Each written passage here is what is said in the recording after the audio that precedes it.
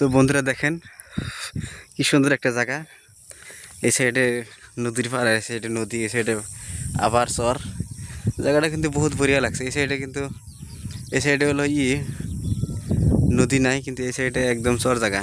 তো চর জায়গা একটি গেতেছে, আজকে দেখি ঘুরে টুরে আহি কেমন লাগে।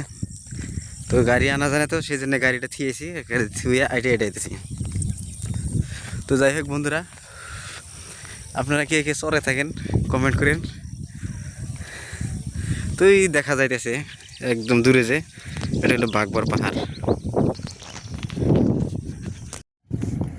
তো হ্যালো দোস্ত, welcome to my YouTube channel. তো আজকে এসে আপনাদেরকে চরের পরিস্থিতি দেখানোর জন্য। চরের পরিস্থিতি দেখেন কীরকম।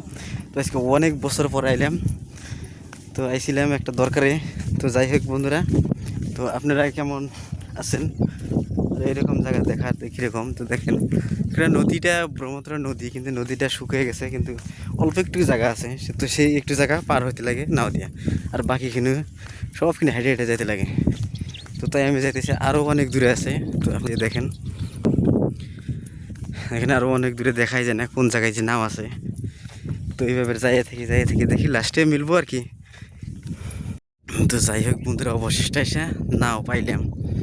তো এখানে নাও আসবো, মানুষ সব দাঁড়ায় আছে, আপনারা সবাই দেখতে থাকেন। চারিদিকে খালি নদী, কিন্তু নদী তো নাই, নদী এইটুকাই আছে। আর বাকিখিনি সব খালি নামে ব্রহ্মপুত্র, সব ভাঙ্গে ভাঙ্গে শেষ দিয়ে দিছে অবস্থাপাতি।